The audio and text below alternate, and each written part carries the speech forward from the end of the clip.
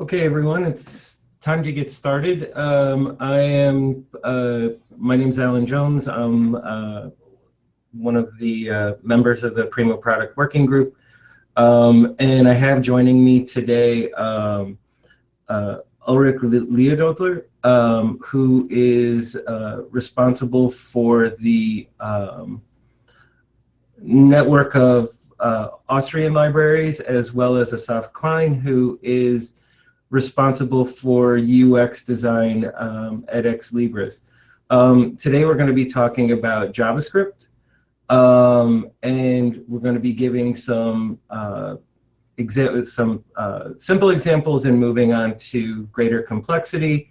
But before we begin, I want to discuss or to remind people that if there are topics that they wish to be addressed during the lightning talk round on Thursday, to please provide topics so that we will be able to, so that we actually have some either presentations or issues to discuss. I also want to remind people that if they have continuing questions about Slack or about HTML or CSS, feel free to post them to Slack. But with that, we're going to get started with Ulrich. And I'm going to pass the mic on to him so that we can begin the presentation. Ulrich? Okay. Hello, everyone. I hope you can hear me and see me now. Later on, I will turn off my cam because otherwise I get confused. Yesterday, Noam showed us how to customize CSS images and HTML. And today I try to show how to customize the new UI by JavaScript and adding new functionality, starting with a very simple one to one which interacts with data and external services. I've not prepared a presentation, but I've prepared some kind of README, and I will try to go over this README in a live demo. So I will follow my README, and I will start from scratch, install the Primo development environment and all the other things, and explain the examples then more in detail. Okay, now I will share my screen.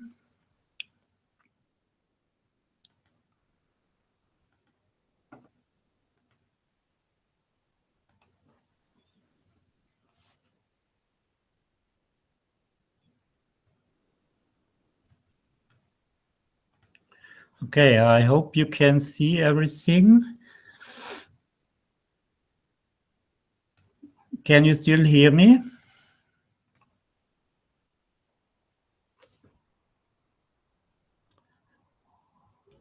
We're good, Ulrich. Yeah, okay. So, okay, I have prepared a README on GitHub, and it includes all the information which I will show today, and it also includes links to the demo JavaScripts, which I have also uploaded to GitHub. So basically, you should be able to do this example and do it on your own computer. Okay, so before you start, yeah, reserve some time. That's always good, because there's a lot of new things to learn about the new UI and all the Angular and JavaScript and other tools. So get used to Git and GitHub tools. That's always a good thing, because many of the examples and code is shared there, and you it's good to know these tools very well. Also, the Node.js tools and the package manager is also an important tool. Later on, we will see how to use it. And also JavaScript debugger in your browser. And last but not least, the documentation. I just put in here 2 links from Xlibris and from the primo-explore package, where I got the main information for my examples. Okay, then I will show the demo here today on a Linux desktop computer. Yesterday we've seen how it can be done on a Windows machine. I'm using Fedora Core. This is my favorite Linux distribution. The Fedora Core already includes Node.js and NPM packages, so I have just installed them using the Fedora package manager. And then you need to install the Gulp, which is the tool which is needed to run the primo-explore development environment. I have made some customizations in my profile so that the Gulp executable can be found in my path. And if the Linux distribution you're using does not include the Node.js packages, then you can download and install it directly from the Node.js server. So there are all sorts of Linux distributions supported there. Okay, and now this is the first step I will show now. I will create a working copy of the primo-explore package and the development environment, and do the basic configuration. In Gulp config, you need to set up your server URL. We learned that yesterday, so I've just wrote a little script which does this automatically. And I have also copied the template for the package into a custom folder called ACC.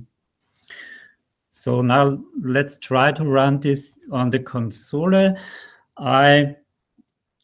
The first thing, I will create a working copy of my own README.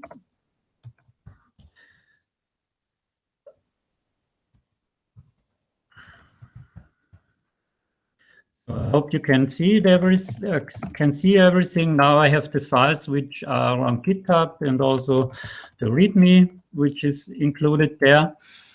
And now I have the step 1 script, and just like to show how it works. So the primo-explore development environment will clone from GitHub using Git command line tools. So this goes pretty fast, and we're also receiving the package. Takes a little time. And then we're copying the view code, and now the NPM package manager is running. The primo-explore development environment includes a file package.json in the router folder, and this file includes all the dependencies which are needed to run the Gulp application later on. So that takes some time. I hope it is finished soon.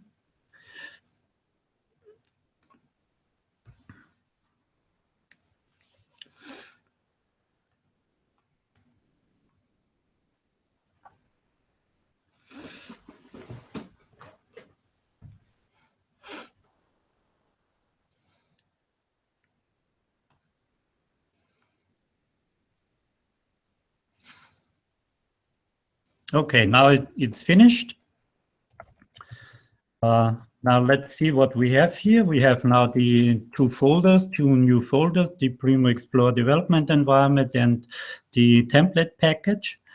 And now I try to run and to start up the application for the first time. I'm going to the folder, to the primo-explore development, and we try to run it. Run, as we learned yesterday, view code ACC. Okay, now we got an error. There's still missing some dependencies. Maybe that's because of my Linux machine and because I did not follow exactly the installation requirements which are documented in the primo-explore development environment, because I installed the latest Gulp version on my computer. So, but just let's try to install this package.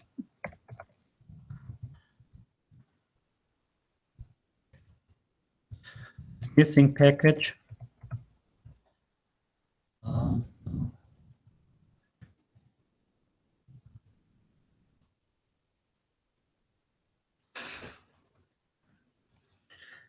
To run it again. Okay, we have one more package. We have also another package which I remember which is needed. So let's try to install it in one.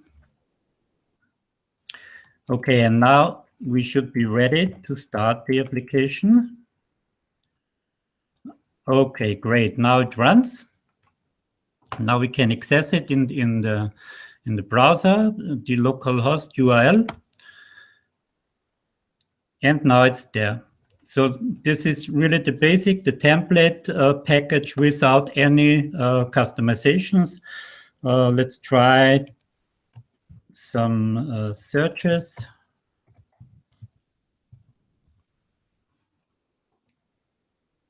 Okay, so the basic installation works.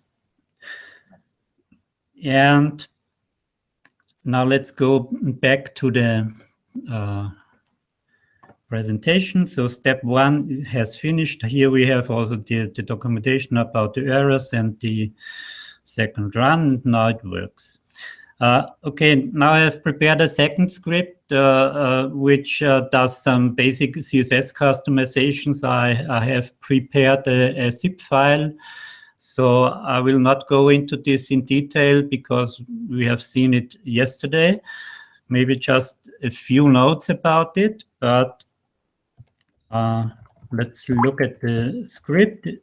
Okay, this is just an unzip. Step 2. And it, okay, yeah. You can see a few files, the library logo and also some CSS. I will talk about this later.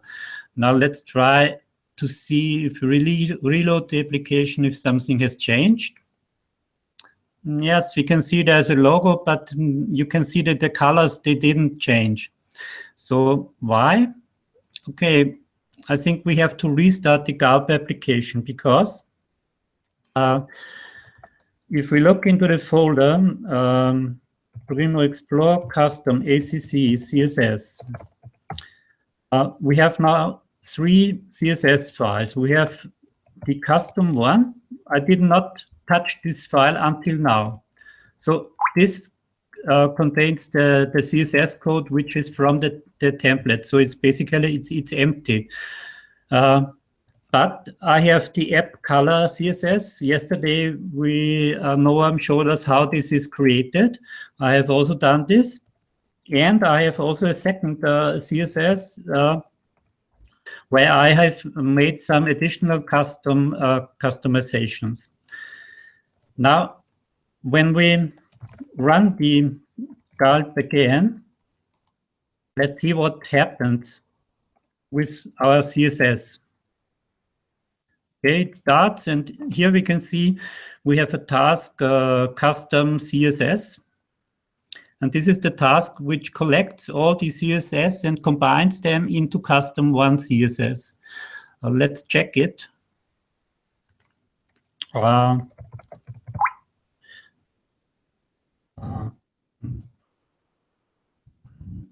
Custom ACC.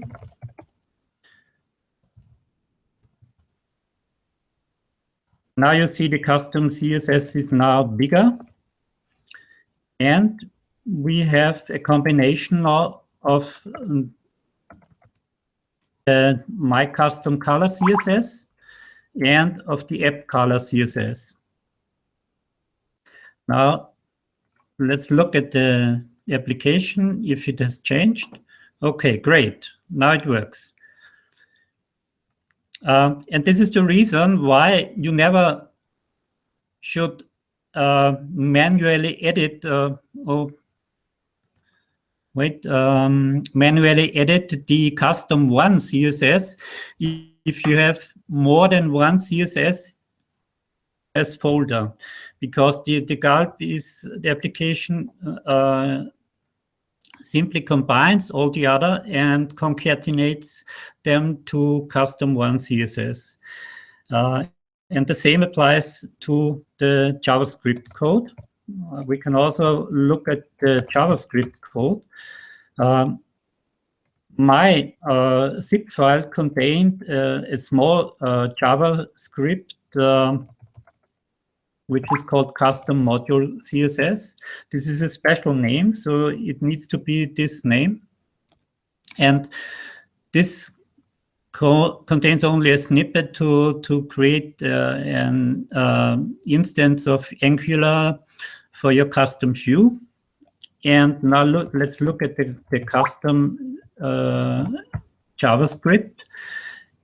And here you can see there's a function wrapper around this custom CSS. And later on, we will see how this custom JavaScript will grow and grow when we add additional functionality. Let's go back to our README. Okay, we have already seen this. We have seen the tree, how it is looking now. I talked about the task, gulp tasks. The custom CSS task combines all CSS from the CSS folder into custom one CSS, and the custom GS is created by a function wrapper plus the custom module JavaScript and plus additional JavaScript, which I didn't notice here. Okay, now we are ready. We are ready for the first Hello World demo. But I have made here a comment about about Angular, because there are many new terms when you read about Angular. You read about directives, components, data binding, and so on. And I think it's a good starting point if you read through the Angular JS guide. And the concepts gives you an overview of all these terms. We can have a look into this page, just a short look. Here you have all the concepts, templates, directives, model scope, data binding, controller, and it's good to have a basic understanding before you start coding and before you start writing your own components or directives. So let's go back.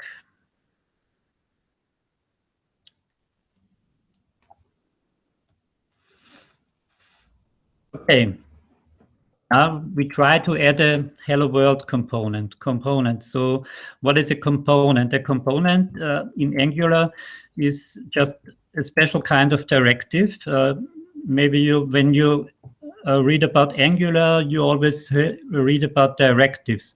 And the component is just a simple way to create a directive in Angular.js. This concept was introduced in Angular 1.5, I think. Okay, now the hello world. The first question is how can we find the right place to put the hello world into the application? So the primo-explore package includes a JavaScript bookmarklet, show directives, and this is a helper function which allows us to find the places where we can add our components. Now let's try it. I've made a bookmark, and I like to have my hello world near the logo. Now let's try the show directives. So here I have the bookmark. What you will see, or maybe it's hard to see, but here we have an element which is called PRM logo after. And this is the point where we can hook into the primo-explore application for our hello world. Later on, we will see, we just like to need to remember this PRM logo after, and later on we will see in the JavaScript code how it is used. Okay, now on GitHub I have prepared the Hello World demo. Now I will jump into this demo and look into the code. I have a CSS and a JavaScript folder. The CSS is pretty simple, Hello World. It has some colors and some margins to move the Hello World on top of the logo. Now let's look at the JavaScript.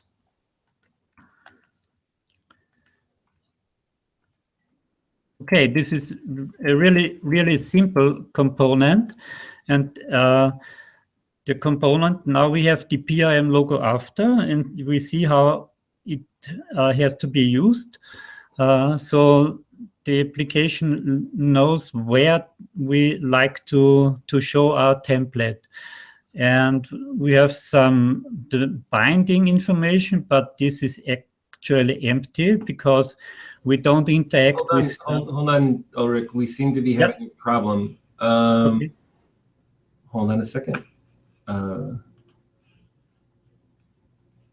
Okay, we're back. Okay. Yeah.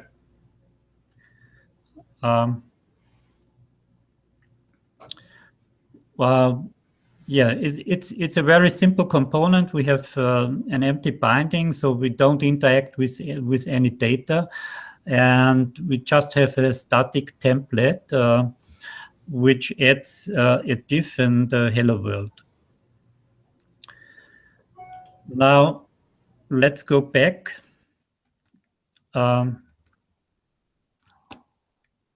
And see how we can install this. We can do it manually, but if we publish this component, this module using the npm package manager, then we can later install it simply by creating a dependency package. So I have prepared a third script which will create a new package JSON into my folder, into my view folder, ACC. And here I have added some development dependencies, the primo-explore Hello World demo, and version information. So the npm package manager then automatically finds the finds the Hello World demo and uses GitHub to get the code. Now we can try it on the command line. We need to go to the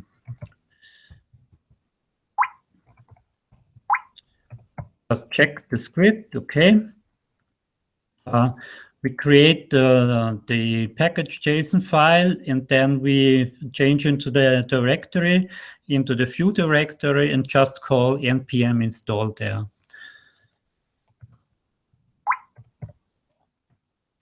Let's run it. So, okay, it seems that there's no error.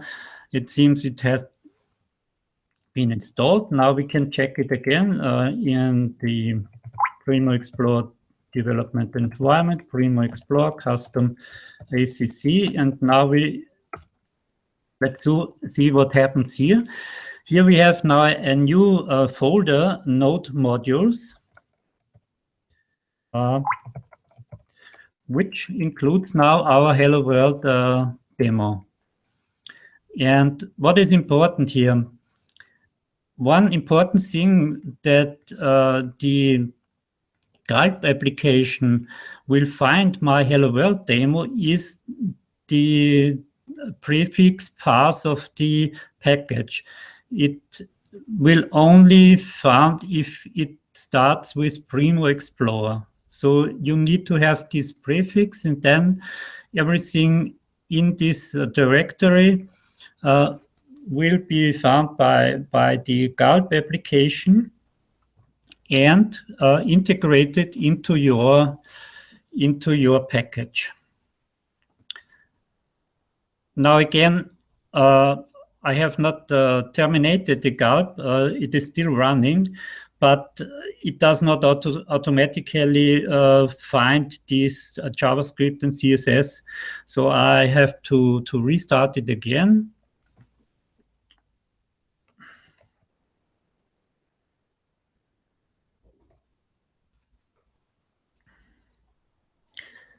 And it also makes a message about the custom one CSS file. It has changed.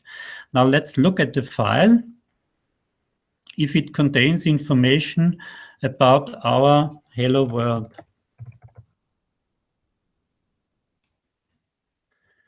Okay, now it starts with the application, and in the end, we have now included our Hello World demo. So again, the CSS files inside the CSS folder, including all node module subdirectories, will form the custom one CSS file. The same applies to the JavaScript. Now we can look at the JavaScript. It's the custom JavaScript. And now here you can see the JavaScript which adds the component for the Hello World. And again, we have two JavaScripts and one wrapper function. Okay, and now let's try and see if it works. Just reload the application. And oh, yes, it works. We have the Hello World here. That's great. Okay, now let's go back. So this was a really very basic example of static content.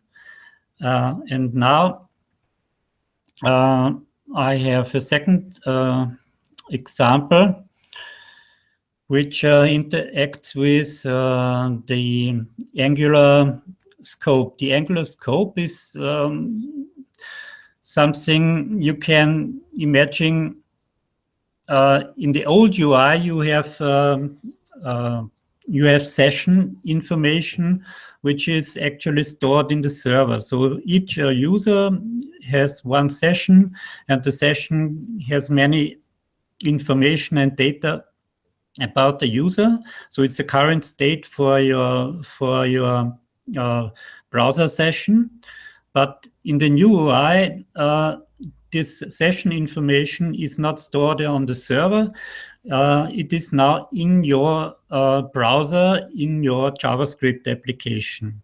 Later on, I will show you how we can access the data.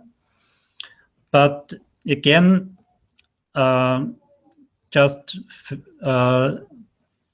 first we need to know where we like to add some information. I like to add some information below the thumbnail. For example, we have in our consortia, we have a unique identifier for all records, the so-called AC number, and I will show how it is displayed below the thumbnail. And I will also show how to add some links below the thumbnail. So let's go back to our Primo. And here we have thumbnail information. And now again, we call the show directives. And as you can see below every thumbnail, we have again an identifier where we can hook our template, the PIM search result thumbnail container after. But now let's look into this more in detail, and we will inspect it with our Firebug debugger, and let's see which information is there. I have installed in my Firefox a plugin which is called Angular Scope. This allows me to inspect the current scope of the HTML element. So here we have the PIM search result after thumbnail container element. But if I change the scope, there's no information. Why? Every Angular application has two operation modes. One mode is for production, so you cannot access the scope, and you have also a debug mode.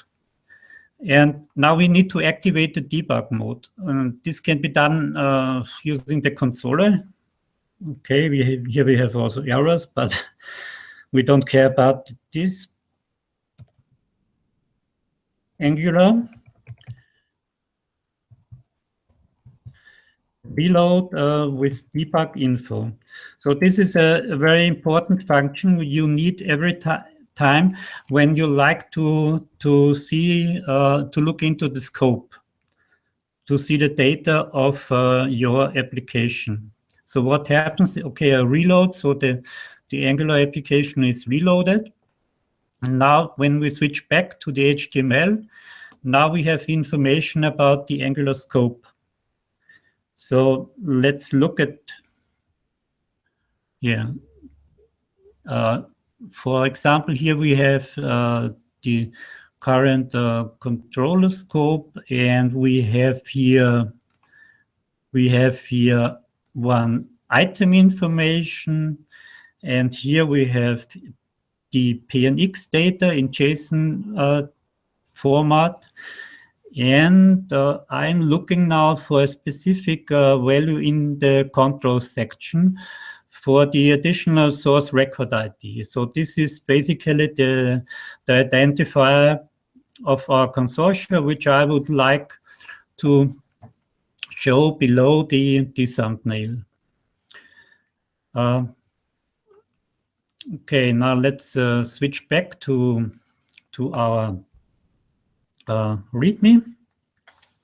Again, I have the code for the demo on GitHub. Let's jump into it. So this code does, this package does not include the CSS. It has only a JavaScript.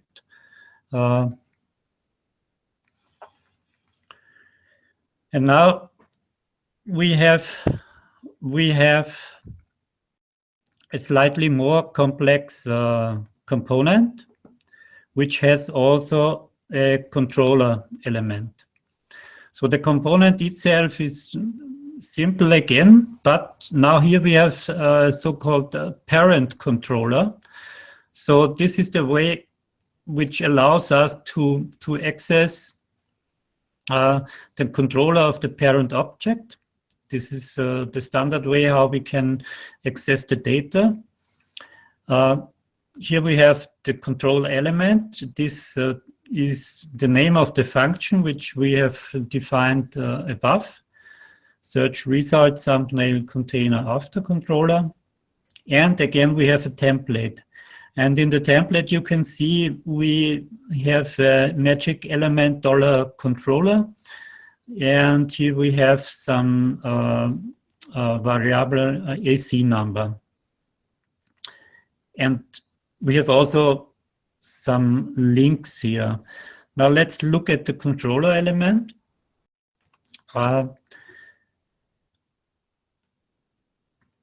As we have seen, we have at this place, at this specific scope, we have some item information which is in the parent controller now, and inside the item we have the pnix, and then in the control sections there we have the additional source record ID. So if it exists, I will set here a specific variable AC number and add the put into the content of the additional source record ID. Below I have added some more information. I looked into the links section. When we switch back and we inspect again the element, then we have here a link section where we have different types of links. And for example, the Amazon images, or a link to the OPAC, some other links. But I am looking, when I go back,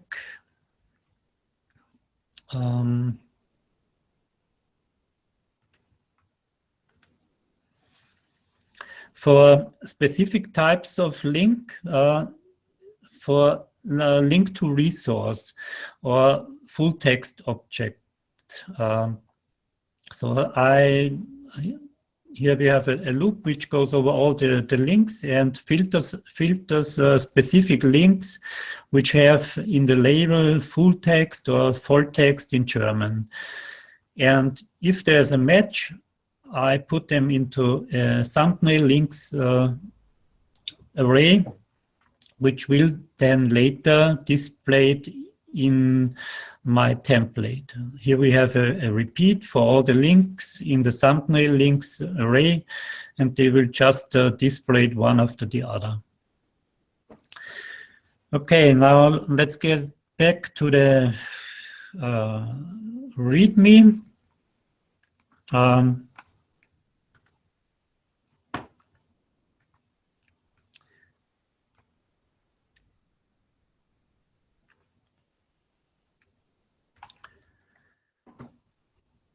Again, I have prepared a script to install this package. Now we have two dependencies, the Hello World and the thumbnail links demo.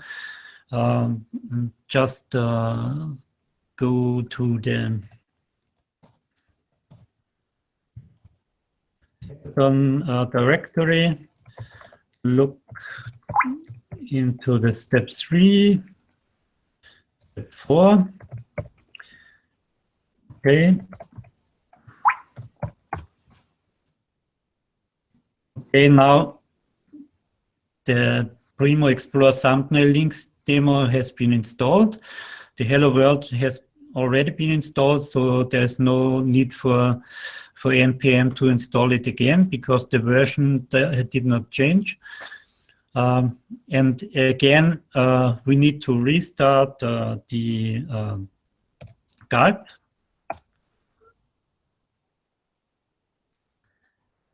Now let's see if something changes on our user interface.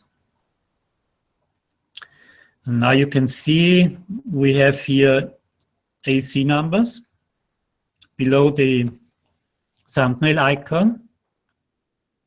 And it's not always the same.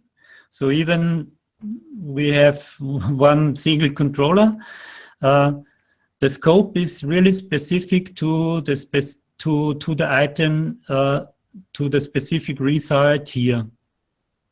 And you don't need to iterate over all the results, because the scope is really very specific for the element where you attach your component.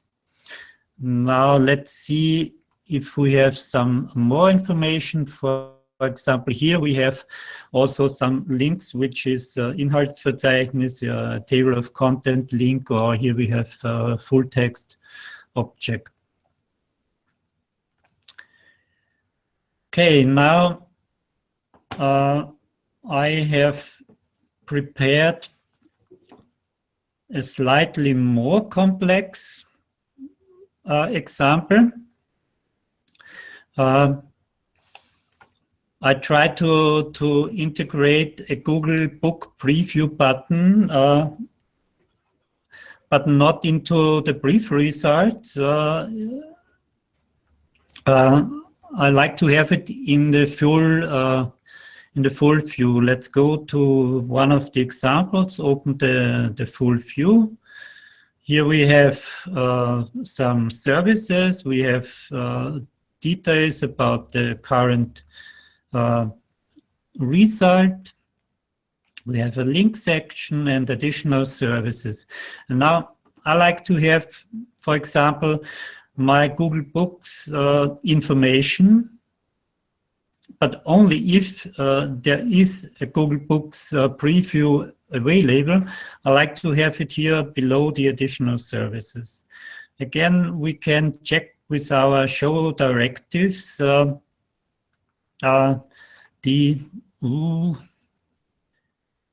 ID. For example, here we have the PIM full view service container after. I think this is the one I used. Yeah, we will see it then later.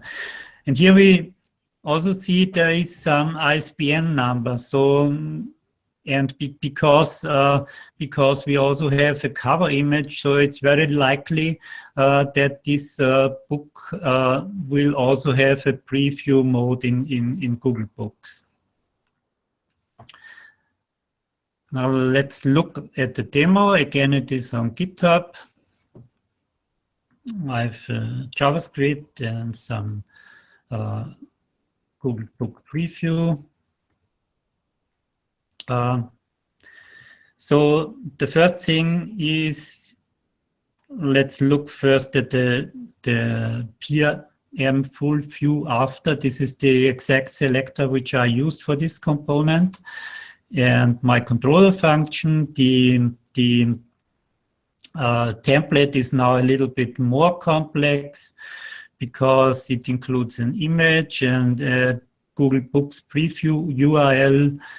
And maybe if there is more than one book, it's very unlikely, but I have also included something like a repeat for all the ISBN numbers which are found in my record. Now let's look at the controller function. The first thing which we need is the ISBN. I'm getting it from the item PNX additional data section.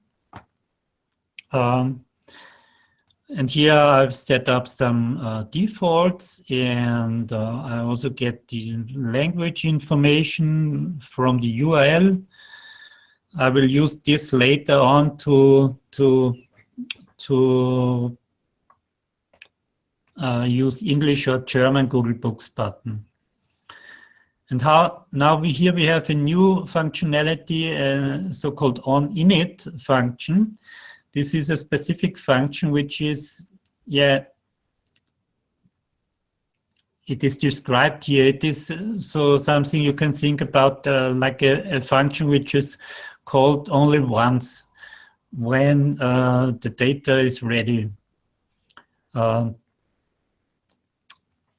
And here I'm checking the ISBNs. If we have one, then I'm calling the Google Books dynamic link service. I forgot to mention one specific thing. We have here magic element $HTTP. This is an object which Angular provides and which can be used to create JSON-P callbacks. So it's very easy. Maybe you know how to do it in jQuery, and here it is also very easy to call some JSON-P URL. And here I have constructed URL for the Google Books service, added my ISBN numbers and a callback. The callback, JSON callback, so this needs to be exactly this string. Angular then replaces this automatically, so you don't have to worry about the callback because Angular enumerates it for, if you have multiple callback functions, then Angular does it automatically. So just write callback is JSON callback and it works. And from the Google Books service, it's documented at the Google page. You get some data back. And in our case, I will not show for every Google book. I will only show the Google Book button if there is a preview in full or in partial mode available. So if the book is only at Google Book available but no preview mode, then I will not show the button. Okay, now let's go back. Again, I have prepared an additional script which adds one more of the dependencies, the primo-explore Google Book preview demo. Let's execute it.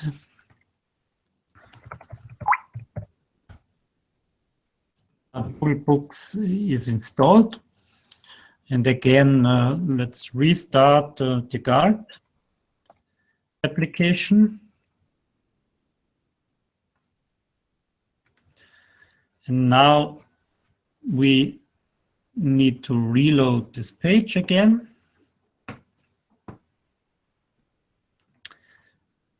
And hopefully we have a Google Books button. Now we can look if it works. Okay, great. We got the book. We can preview it.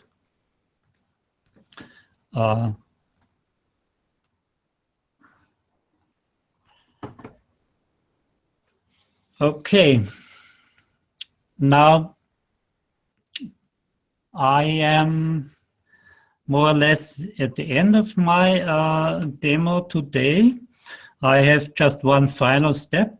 Now I showed how to start from the template package, adding some additional functionality, the Hello World, the thumbnail demo, and the Google Books preview. And now I like to create a package which can be deployed on my production environment. And that's pretty easy. It's all documented in our last step. We just call the Guard create package.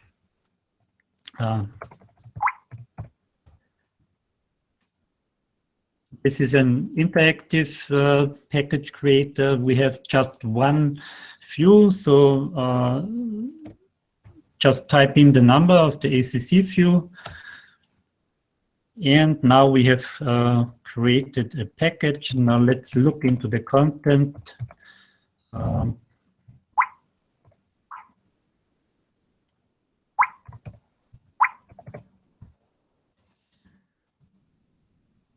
And now this package contains only the information which is needed and which is compiled by the Gulp application. So it does not include all the additional node modules, directories, or all the README information or something like that. It contains only the final JavaScript version, the final custom CSS and the images and HTML folder. And this package can be used in the Primo backoffice and uploaded to your production environment.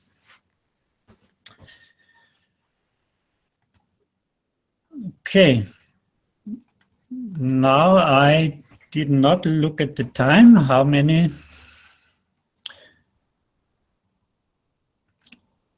I am finished now with my presentation. Okay, so why don't we actually move it over to Asaf, and then we will take questions at the end. I just want to introduce Asaf Klein. He's the UX lead for not just for Primo, but also for Leganto, and he's taking on more responsibility in terms of UX design. So I'd like to present Asaf and his presentation on UX design for the Primo interface.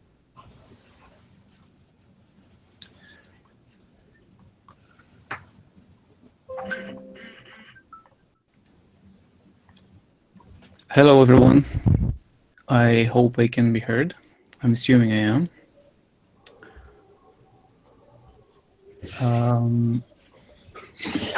Okay. I'm here to talk about designing for Primo, and just introduce myself quickly.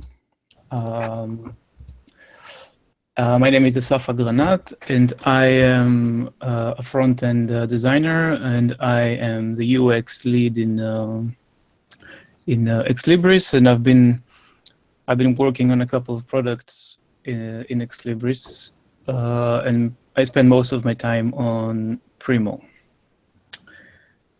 So I want to give you today a good few guidelines to approaching designing generally. For basically it applies to designing for any existing system, but I'll use Primo obviously as examples. Let's start with the main component of why design exists, and that's reality. Reality is basically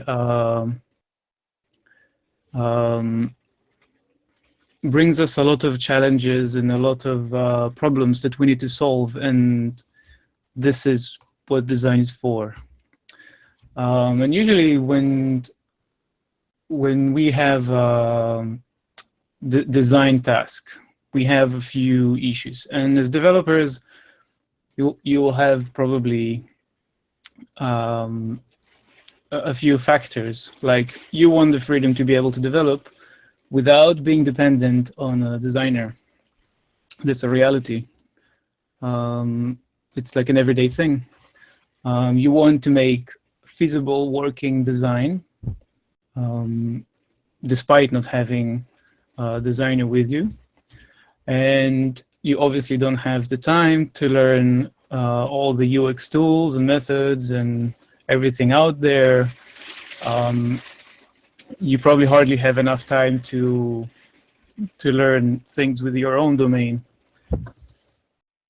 It's important to remember that design comes to solve problems. It's not about making things pretty. It's not about, it's not a whim. It's like tackling challenges and addressing them. So as a developer, you're probably not so sure where you want to start, which is not a nice place to be, but lucky times. Basically, as a developer, you already have all the tools you'll need, especially if you're a developer for an existing system. What does it mean? First of all, you start with an idea. You have your brain, obviously. You just want to put it down somehow, which pen and paper is a perfectly good way of putting down your designs. I can tell you that my designs, my sketches, let's say, don't look much different from this usually. Maybe they tend to be less readable. So it's a good way of just jotting down these ideas, and it's important to jot them down because you want to keep them. You don't want to forget the paths which led you to certain ideas. And it also allows you to compare ideas to other ideas, not just keep it in your head, and you obviously can do it with other people. So from there, you don't actually have to make any more elaborate visual of what you've done. You don't need to learn all those kind of tools like Photoshop. You don't need to create it in PowerPoint or anything. I can tell you that I don't use any of graphic programs or platforms in my designs. I usually just jump directly to code. And in fact, none of the Ex Libris products that I've worked on, like Leganto or Primo, have seen a graphic program. They were done straight in code. So to start with, to understand what we can work with, what we can be inspired by, or just start to actually put some form to our ideas, we already have an elaborate UI framework. In that case, Angular Material is our base system framework. We also have Primo itself, which is also a UI system. It has like a lot of modular classes, helpers, and utilities inside it that help us get the design right. It's already established. The language of it is established. And we have the tool to do it all, which is an IDE or just simply a text editor. We really don't need more than that. So let's just look at Angular Material for a bit and see what it already gives us. I'm doing this because I don't know who is actually familiar with this or not. I'm just going to go over it anyway. Angular Material gives us quite an elaborate framework for doing a lot of things, and it presents to us a lot of components. I mean, if you'll explore it, you'll find there's a lot of API. There is like demos of all the components that they're displaying. So if we go to just any component, we'll go to buttons. We already see like a display of buttons. So maybe some of you are familiar with this one specifically, or with other frameworks like Bootstrap. It's always the same things, just showcasing the all of these, so we can just use them. They're displaying to us the code. We can just take it. It's structured properly. We can take it to CodePen and play with it.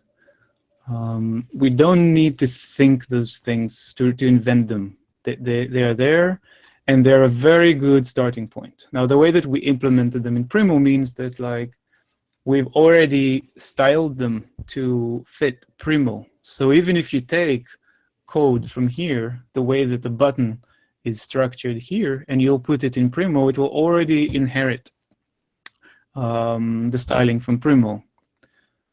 So it's a very good advice to stick to those elements. It's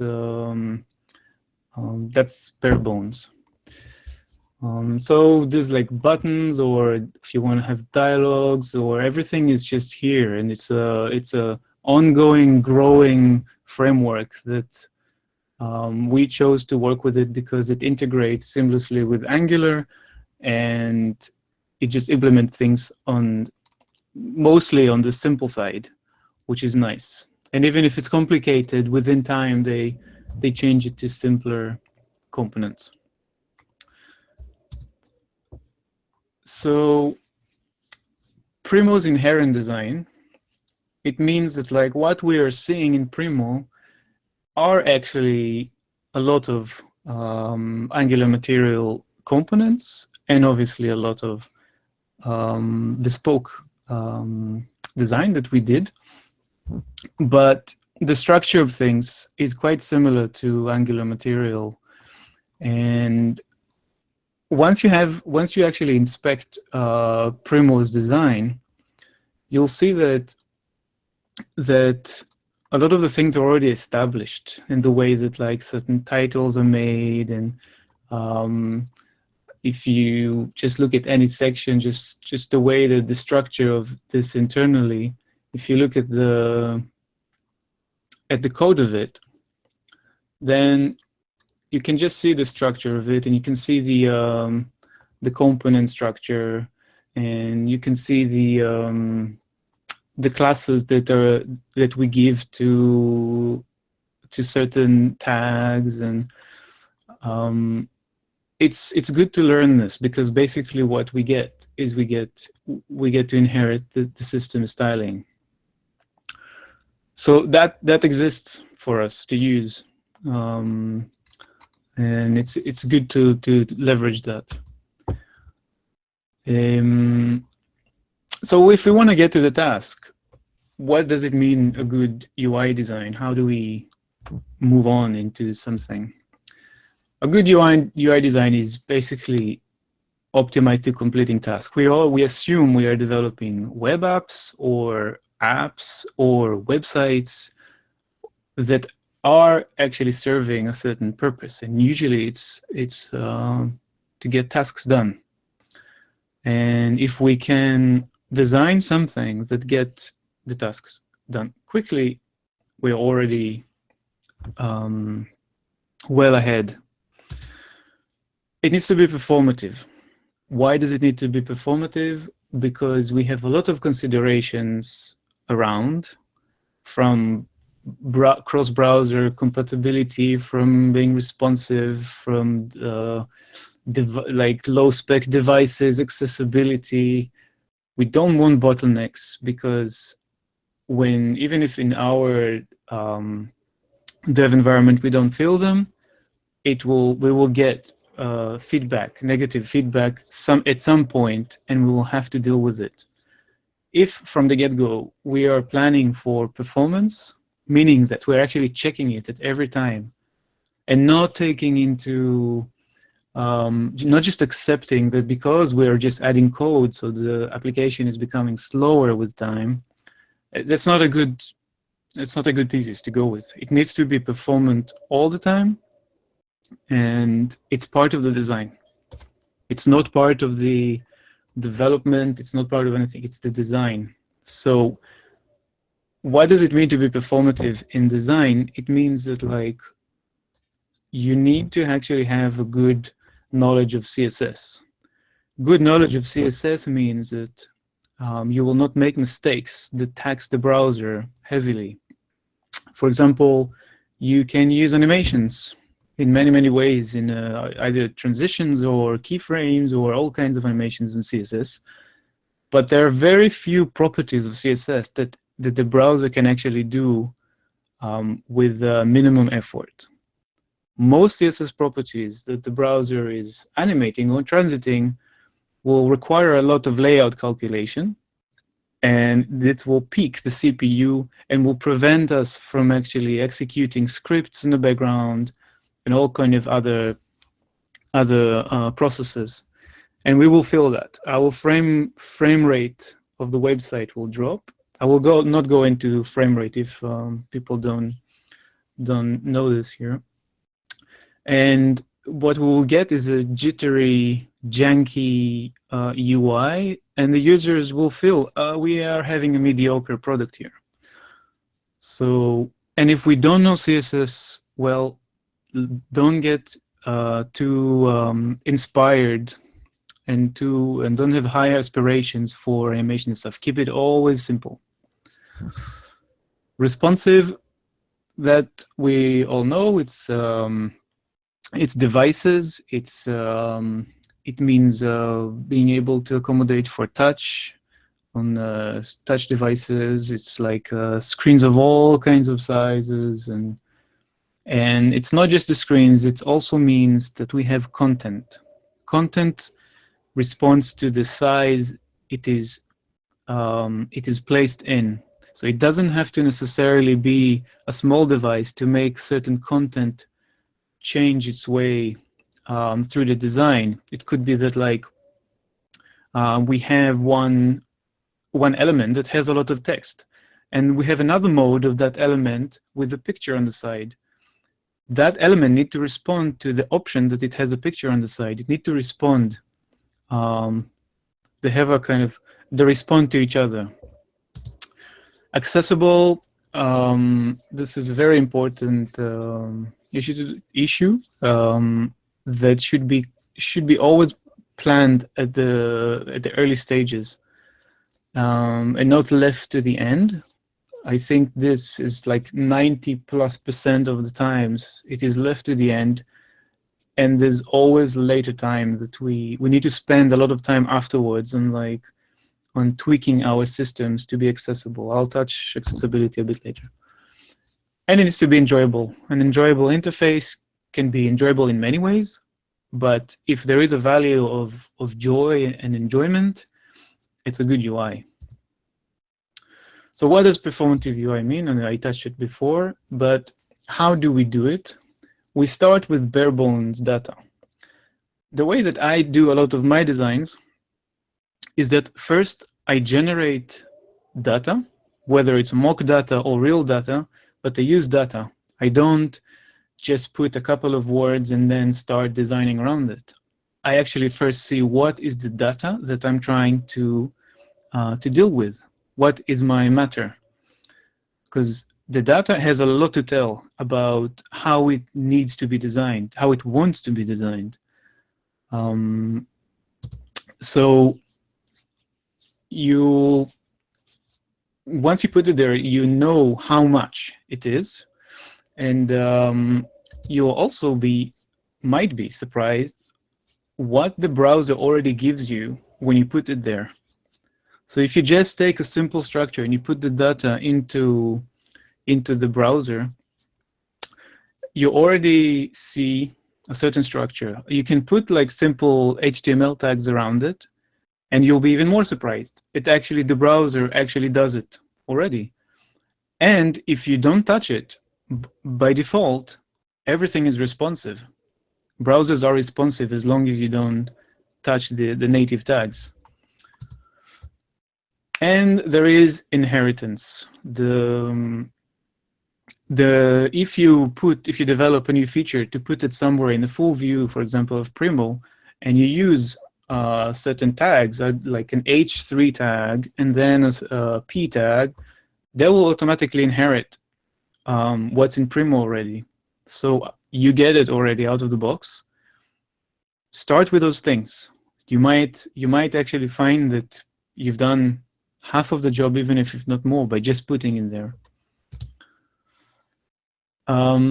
So optimizing for task completion. We need to get the noise out of the way in order to get the tasks done. There are certain ways to do it. In design, we're talking about typography, we're talking about alignment, we're talking about spacing, and we're talking about contrast. Typography means the type of font you're using. Now, we're in Primo are using an already well-considered font that is working well for the UI and for readability. So playing around with fonts might not be the first thing that you want to do, but there's also, in Primo, there's also already set a general rhythm to the text. There is what's called a vertical rhythm. It's the line heights. It's how things, in what rhythm, in what spacing things appear vertically. This you can see it in text. If we look here, we'll see that things have a certain vertical rhythm. The spacing between the line is quite uniform. Things have some kind of relaxed rhythm, and that's important to understand that it's already defined in the system. So without setting any rules, CSS rules, on your text or titles or whatever that you're putting, you will be inheriting those elements, those rhythms. Sorry, just, yeah. Alignment. Alignment means that things are just sitting straight. Probably it's not much more than that, but it's amazing how much noise and disturbance it reduces when everything just sits straight. Maybe it's just me, I have those disruptions, but I aim at that for some kind of harmonious design. So things are all straightened up, and they're not just straightened up, they have spacing. The spacing around things is trying to be uniform, and it's trying, while still considering the amount of data that we need to put, it's important to have those spaces. We could have saved those spaces like below the search bar and above it, like, why not? But spacing allows us to breathe. It allows us to read. It allows us to scan through design, through layouts, much easier. And I cannot say enough about it. It's an amazing effect. So always aim at air and let things spaced out. Eventually, you'll find that you've put too much air. Reduce it. But it's easier to do it this way than to actually cram things, get used to putting so much data in one view, and then struggle how to actually space them around. Start with space, and then move on from there. And then we have contrast. Contrast allows us, like, for example, here we have a header that is like harshly dark compared to the content.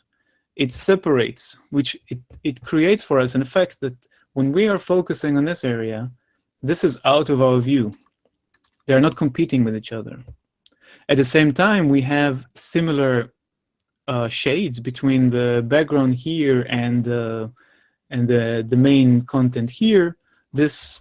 It creates different areas, but they belong to each other. But the fact that this is a bit brighter than this, it means that we can focus on this before we focus on what's here. And indeed, for example, we placed the facets on the right because we believe that they are secondary to the search. Because the point is that we believe that Primo should give you the right results that you've been, from your search query, pretty straight on, that you will not need to use the facets. The facets are secondary to your search. If you haven't found in what you've been scrolling around, if you haven't found what you needed, then you'll use the facets. That's why they are on like a more shaded area, because they're secondary. So that's the point of contrast. And another thing it allows us, if they were not on a different space, these might have gotten lost. The actions that are bordered here between the items, and we might have to create some kind of artificial border with like a line that might actually act as a noise. So contrast work for us. And if we want to actually learn more about these kind of things, we can go and look at the design guideline of material design that Google published. It's very, very instructive for whoever has the time to do that. I highly recommend. So basically, the UI, if we design it but then we actually need to explain it to whoever we show it. We missed it. It needs to explain itself. We need to make things verbose, meaning that we don't write some obscure title on the button and then expect the users to understand what it means. The button needs to be explicit. It should tell the user what they're clicking on and what should happen. And messages that we tell the users should be informative and detailed.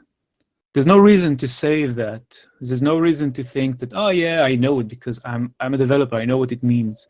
The users don't necessarily mean. They're also, we need to think that maybe their mind was elsewhere. And suddenly they are maybe bombarded with a certain message from the system. They need to know what it is. They need to know what to do with it. And for every action, there need to be maybe an anti-action or a cancel or something. We need to offer the user a way in and a way out all the time.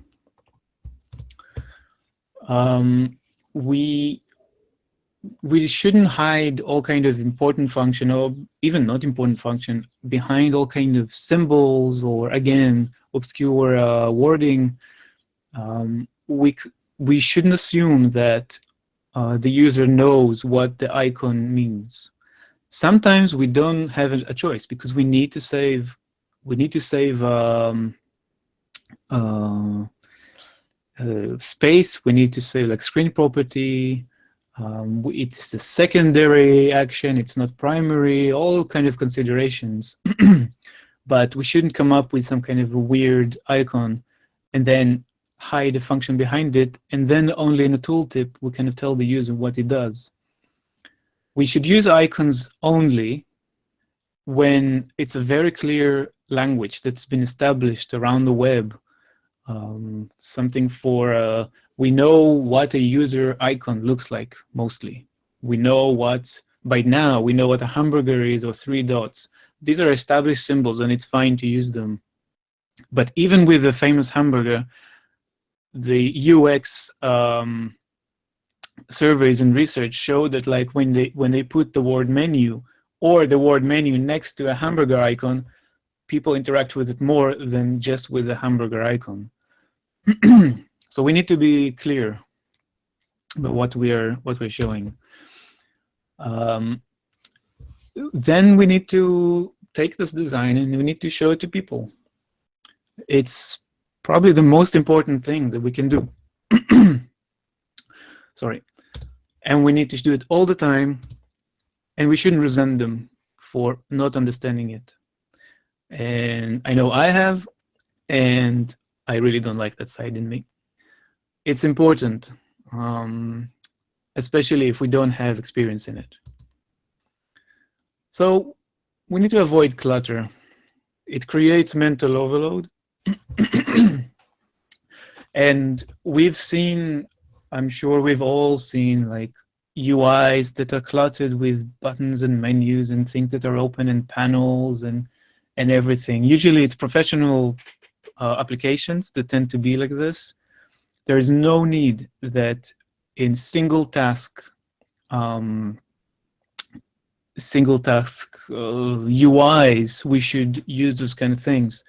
We are a service. Our service is more similar to a person sitting on a desk and somebody's coming to us and asking a question and we tell them what it is. This is basically the UI that we're designing.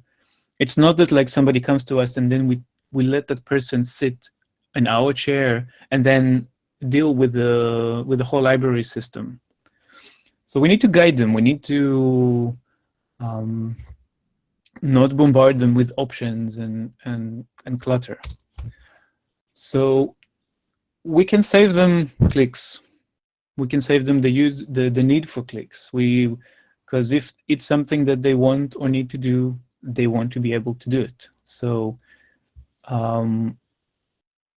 try to surface up everything that is hidden in your design, at least. Everything that you maybe thought of putting kind of in a backseat, bring it front, unless it needs a backseat. We also need to not save the user clicks, because if the thing is a secondary and maybe we can lead the user through a certain path of like certain steps into the thing, we don't need to save them. And research, UX research has shown that like you can do as many as 12 clicks on the way to your goal, as long as in every click you've actually served the user something meaningful, something that they actually can work with and understand. They'll feel that they're on the right path. So there's no need to all the time save those clicks. We definitely shouldn't attempt to put all the functions in a single view. We need to think how we divide our feature development into logical steps. Like in everything that we do, if you think about processes that you go through on like online shopping, and by the way, online shopping, like e-commerce, are very good examples of how to do UIs well, because they actually have critical UIs. They're like,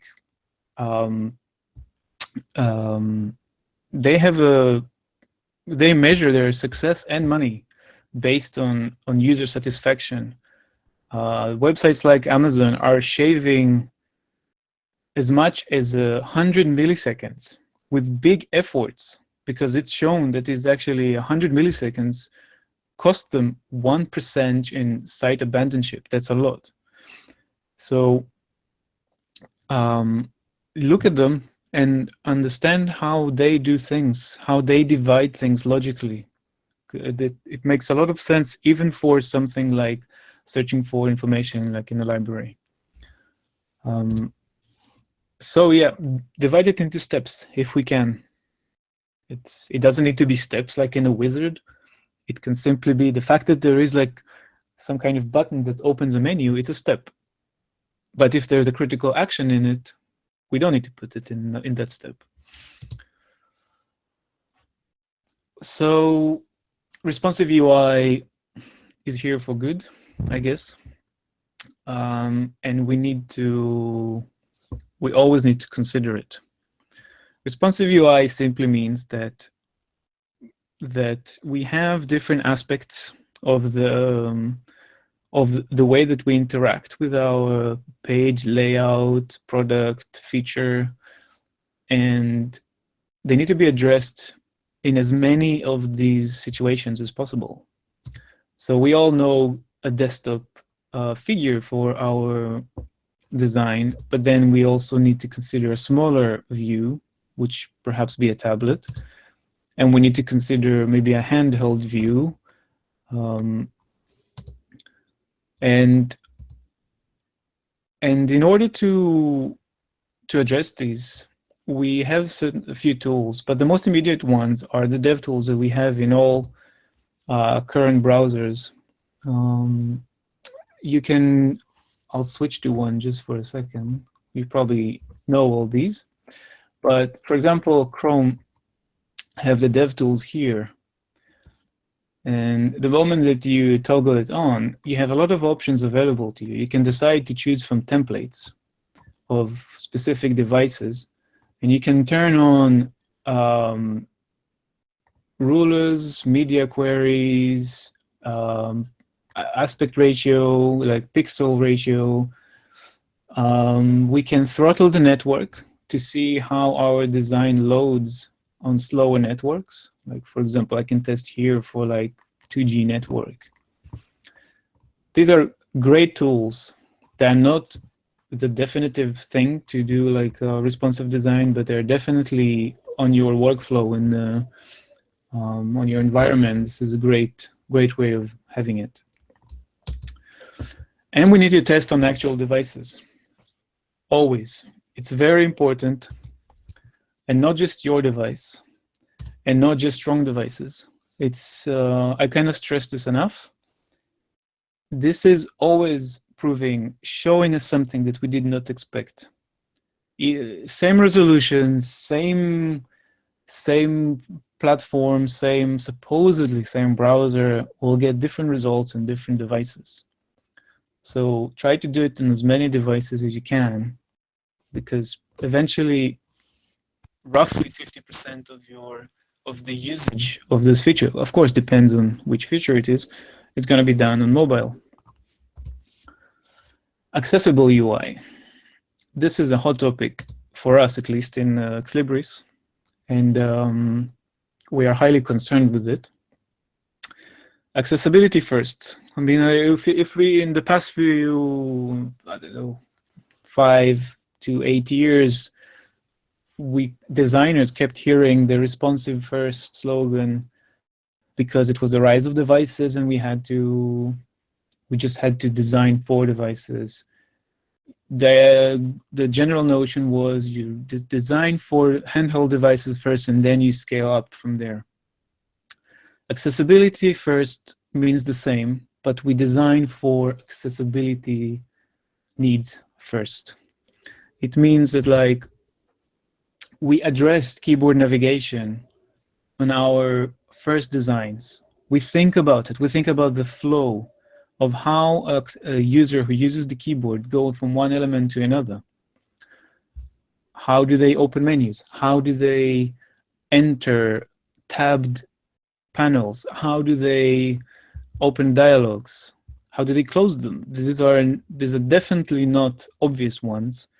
Now, if you use Angular material components out of the box, they'll have I'll address a lot of these, which is also why it's recommended. Screen readability. Readability. Oh, nice. It's also highly important because people who are short-sighted or blind, they're going to use screen readers and they're going to read everything to them. They don't have blind people, and there are blind people who use those products. They don't know anything that goes on the screen, but by hearing them. So they picture a whole interface just sonically. They're being told what they are and what they can do all the time. So every element that we add to the interface has to have some kind of instruction or a title that tells what it is, or if it's options, what are the options? It needs to have the ability to go from one to another. That's a keyboard thing also. But all these connections, if you tackle them in accessibility in the early stages, you'll be in such a good place, and you'll be highly appreciated also. Semantic HTML, it's very important. I wouldn't say it's the most important, but it helps all the screen readers. If you just W3C3 or 3C, how is it? They have a good page about semantic HTML. It's not long. There's not too much to it, but if you use the right elements to the right tags to the right elements, and not like elaborate the UI too much with too many divs and spans and anything, you'll be in a very good place. And I've seen developers write a lot of different tags to get different functions that are absolutely not related to what the content is. The fact that you see in a UI a certain tag behaving in a certain way does not mean that you should be using this tag. Your tag should correspond to your content. That's what should lead your HTML. If you are now on main text or something, it is an article.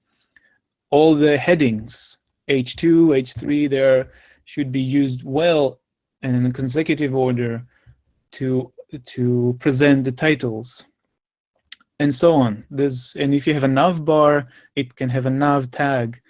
Screen readers know how to read it very well, and you'll be rewarded with positive feedback. So you should always be concerned by this, and try not to challenge the user. The fact that we always want to run and achieve something with, yeah, we can do this nifty thing, just build an element here and stuff. No, we want to keep it thin. We want to keep it simple, and we want to keep it clear for the user to know where they are.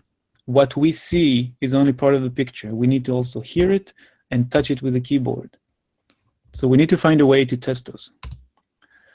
And backward browser compatibility, I put it here in accessibility because I actually link it to, it's a certain accessibility problem. If a certain person or an institution has all the browsers, and we're not talking about actually any other browser than Explorer 11. That's the only Explorer that, 11 or, yeah, 10, yeah. It's the only one that is still being supported, but it presents a lot of problems of its own. And if we cannot get our UI to behave the same on those old browsers too, we are presenting an accessibility problem in those browsers. The browser can crash because we are actually picking on the CPU because we haven't used proper CSS to do a certain action, or then that's it. We cannot access the interface. There's an accessibility problem. So we need to make sure those things are run. And we need to make it enjoyable and satisfying to use. What does it mean? Keep it clean, keep it harmonious and minimal. It's hard to say what those things are without launching into history of design and theory of design. But we can try to say this. With Primo, we are trying to already apply those things. So if you look at Primo and you can extract some kind of sensibility from the existing UI, as we spoke before about the spacing and the rhythm and the alignment, we are already doing a good job towards integrating the design into Primo. And these elements, these principles go a long way. If we keep it simple, whatever we design, we keep it simple, we would allow the users to demand more, and that's a good thing. If we actually put too much, and we put something that's complicated, and the users don't know actually how to respond to this, they know they suffer from something, but they don't know how to complain about it. They just know that they suffer. They don't know exactly what's wrong with it. But if we keep it simple, the users themselves will want more, and it's a good place to be. Also, you can use yourself as a benchmark.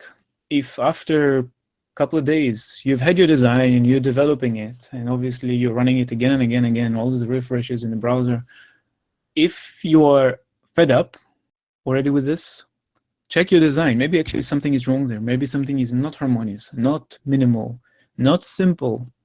If you find that on your refreshing, you always have to do a certain flow, then you'll be the flow of like clicking, selecting, choosing. Maybe something there is wrong. Your repetition is a good indicator of what you're doing. And think in terms of stories and narratives. You're a user coming to do this. What do you want to achieve? This is true also for the very first stages of designing, of the sketching. It's a story. It's a little story that happens. The user now have a certain need or a certain desire, and they're using your feature. What is the story there?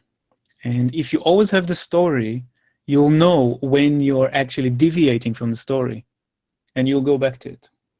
So it's a good way of checking yourself and your design. So yeah, check your design. Don't let your technological bias or technological journey, complications, don't let it muffle the design, or at least the design intention. The intention is the one thing you start with and you should be ending with. That's what should guide you. It's very easy to go lost on the way with like what you thought is not working, so you're finding another script or another plugin or another anything, and you end up just having to tweak the design in order to fit the technology. Try not to. It's very important, because then you'll end up with a technical feature or design rather than a design. And yeah, always seek to solve it on the simple side. This is a very strong guideline. It's keep it simple, simple, simple, simple. We've experienced enough times something that reaches simplicity. It could come to simplicity only after a lot of thinking, but when we get to simplicity, we know, we feel it good. It's a good feeling. And again, run it with people. That's what usability testing means. And that's probably the most important thing to do. You'll get amazing feedback that you've never thought of from people. So even stand behind them, see them use it, record how they use it. Don't just count on data, on clicks and all these things. These are nice, graphs, whatever. Look at people use it. That's invaluable. And enjoy designing. This is the most important part. Don't if you feel that it's a sweat, try not to do it. Thank you.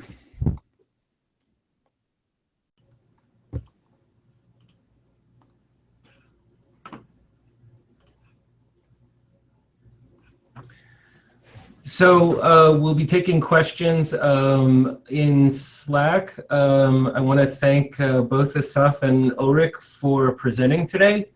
And I just wanted to also mention, a few people PM'd me about this. The pagination icon that you actually see in Asaf's presentation is something that's going to be available in the February release. It's not available in the November release yet. So you should know that pagination is something that's coming soon. And it'll be something that's available with the February service pack. So I want to thank people, and if they have questions, feel free to post them to the general or the Primo Dev channel in Slack. Thanks, everybody. Bye.